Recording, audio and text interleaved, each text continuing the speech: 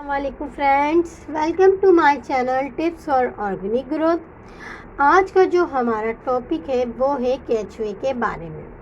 केचुए क्या है, केचुए का काम क्या है, केचुए की किस्म क्या है। सबसे पहले हम बात करते हैं देसी केचुए के बारे में। देसी केचुए क्या है, देसी केचुए का क्या काम है। देसी केचुए जो हैं 80% मिट्टी खाते हैं, 10% पील्स वगैरह खाते हैं। ठीक है, उनका काम ये है मिट्टी को नरम करना। वो मिट्टी को खाते हैं और फिर जो उसका जो वेस्ट निकलता है, एक तरीके से मिट्टी ही निकलती है, जिसकी वजह से मिट्टी आपकी नरम और भुरभुरी सी हो जाती है, और जो कि बहुत आपकी गमले या क्यारी में अगर मौजूद है तो वो आपकी गमले या क्यारी की मिट्टी बिल्कुल नरम कर देते हैं, जिसकी वजह से आपको गोडी की ज़रूरत नहीं पड़ती। मेरे पास देसी केचुए हैं मौजूद, जो कि मैंने अपने पॉट्स में भी डाले हैं, अपने क्यारी में भी डाले हैं। अब चाहे आंधी आए, तूफ़ान आए, चाहे बारिश हो, चाहे कुछ भी हो, इनका काम है मिट्टी की गोडी करना। ये काम मेरी जगह वो मेरे केचुए करते हैं, जो कि ना सिर्फ मिट्टी को नरम कर देते हैं, बल्कि वो जो उनके कंपोस्ट, अगर हम बनाना के छिलके डाल दें या कोई कंपोस्ट की चीज़ें डाल दें, मतलब टिश्यू पेपर्स डाल दें, बनाना डाल दें, तो वो भी खाते हैं। यानी कि वो 10% जो खा रहे होते हैं, ये इस टाइप की चीज़ें भी खाते हैं। सही है जी।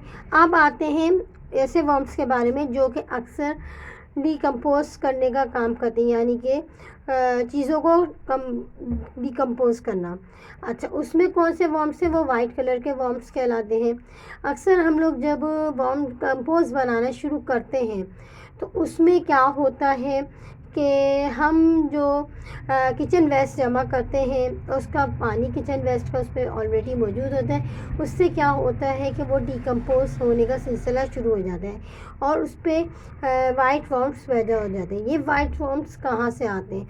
ये वाइट वर्म्स जो हमारी मक्खियाँ होती हैं, वो कचरे के ऊपर बैठती हैं और वहाँ पे ये अंडे दे देती हैं। अंडे देने से वो जो है वर्म्स उनके लार्वा बन जाते हैं। लार्वा जो है उनके जो होते हैं, वो क्या खाते हैं? वो जो वेस्ट मौजूद होता है वो खाते हैं, उसको खाते हैं। उसको खाने के बाद जो उनका जो वेस्ट निकलता है, लार्वा जो कचरा खाते हैं, उसका जो एक लार्वा का जो अपने वेस्ट निकालते हैं, तो वो बन जाती है एक कंपोस्ट फॉर्म में बेहतरीन खाद, जिसे हम किचन वेस्ट कंपोस्ट कहते हैं। ठीक है जी। अब आते हैं रेड विगलर। रेड विगलर एक ऐसे कचरे की किस्म है जो कि ब्लैक गोल्ड कंपोस्ट बनाती है। यानी कि अब इसका इस्तेमाल लोगों को जैसे जैसे पता चल रहा है, लोग इसको इस्तेमाल कर रहे हैं और बेहतरीन कंपोस्ट अपने घर में ख़ुद तैयार कर सकते हैं। रेड विगलर पाकिस्तान में बहुत कम अवेलेबल है, तो मुझे बहुत शौक़ था कि मैं रेड विगलर पालूं, और क्योंकि मुझे ये प्रोसेस देखना था कि वो किस तरीके से कितने, यानी कि किस तरीके से जितना जो हम पील्स वगैरह डालते हैं वो किस तेज़ी से खाते हैं। तो ये मैंने इत्तफ़ाक़ ऐसा हुआ कि मेरी कोशिश जारी थी कि मुझे रेड विगलर्स चाहिए थे, तो मुझे ग्रीन हब मार्ट वालों ने उनके पास ये रेड विगलर मौजूद थे, तो उनसे मैंने ये परचेज़ किए हैं। अच्छा, उन्होंने मुझे इस तरह से ये दिए। ये एक बकेट है जो कि उन्होंने बगैर होल के बकेट दिए। सही है। और ये है एक बोतल का कटा हुआ, जैसे ड्रम वगैरह होता है। उन्होंने इसमें जो है सारे वर्म्स डाल दिए थे और उनको फीड दिया हुआ था, यानी कि केले के छिलके। जब उन्होंने केले के छिलके डाले हुए थे तो वो ऑलरेडी हैप्पी थे। तो अब ये देख सकते हैं, आपको मैं दिखाती हूँ, ये देखें। ठीक है, ये रेड विगलर है। अब मैं इनकी जो फीड में दे रही हूँ, मैं घर का किचन वेस्ट, मतलब किचन वेस्ट क्या, अक्सर लोग समझते हैं किचन वेस्ट में सब कुछ आ जाता है, लेकिन ऐसा नहीं है। किचन वेस्ट में बनाना पील, एप्पल पील्स, मैंगो पील्स, सिर्फ सिट्रस नहीं देते, यानी नींबू के छिलके, कीनू के छिलके और मौसम्बी के, इन सब के छिलके इनको नहीं दिए जाते हैं। इसके अलावा वेजिटेबल पील्स में अगर बात की जाए तो लहसुन, अदरक और हरी मिर्च, इसके छिलके नहीं दिए जाते। और अगर हम वैसे पेपर्स वगैरह की बात की जाए तो हम टिश्यू पेपर्स दे सकते हैं, कार्डबोर्ड दे सकते हैं, ब्राउन पेपर्स जो होते हैं वो भी हम दे सकते हैं। तो क्योंकि मैं अभी फ़िलवक़्त क्योंकि मैंने न्यू परचेज़ किए हैं, इनको मैं देख रही हूँ और इसका एक्सपीरियंस हो रहा है मुझे कि ये किस तरीके से चल रहे हैं। तो ये जो बनी हुई बकेट इन्होंने हमें बना के दी है, इसके नीचे इन्होंने होल किए, ये देखें होल नज़र आ रहा होगा आपको, ये होल है। होल से क्या है, क्योंकि कराची का मौसम ऐसा है, कराची का मौसम ऐसा चल रहा है कि गर्म ठंडा, और ये इनको टेम्परेचर थोड़ा सा कोल्ड चाहिए होता है। बहुत ज़्यादा गर्मी होगी तो ये मर जाएंगे। तो हमें टेम्परेचर मेंटेन करने के लिए हमें इसके ऊपर क्यूब्स डालने होते हैं, बर्फ़ वगैरह रखनी होती है। जो बर्फ़, ज़ाहिर बात है बर्फ़ हमेशा बर्फ़ तो नहीं रहेगी, वो ठंडक तो करती है लेकिन ज़्यादा वो पिघल जाती है। पिघलने के बाद जो पानी निकलता है वो लिक्विड रेड विगलर का वो बनता है, रेड विगलर का जो वेस्ट कंपोस्ट जो होती है उसका लिक्विड तैयार हो जाता है। जैसे कि आपको नीचे नज़र आ रहा होगा, मैं हिला दूँ तो ये मैंने इसके अंदर जब आइस क्यूब्स डाले तो उसने नीचे पानी रिलीज़ खारिज हुआ, और फिर उसके बाद जो है वो ठंडक पहुँची और नीचे पानी जमा होना शुरू हो गया। ये आपको बहुत ईज़िली, अगर आप अपने घर में पालना चाहते हैं या इसकी फार्मिंग करना चाहते हैं तो, और या होम गार्डनिंग वालों के लिए ग्रीन हब मार्ट वाले प्रोवाइड कर रहे हैं। क्योंकि अक्सर जो मैंने मालूम किया काफ़ी लोगों से, तो वो छोटे गार्डनर्स को देने को तैयार नहीं थे, मतलब बहुत एक्सपेंसिव बता रहे थे, और उनका कहना ये था कि हम इतने छोटे पैमाने पर नहीं देते।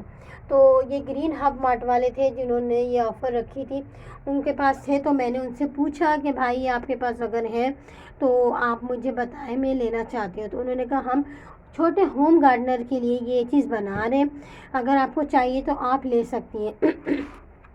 तो उन्होंने ये पूरा मुझे प्रिपेयर करके दिया था। और इसमें आपको रेड विगलर का थोड़ा सा मैं और व्यूज़ दिखा देती हूँ। और इसमें छिलके आपको नज़र आ रहे हैं, केले के छिलके ऑलरेडी डले हुए हैं। अच्छा, मैं इनको अभी हाथ नहीं लगाती हूँ क्योंकि थोड़ी सी ये गीली हो रही है ना।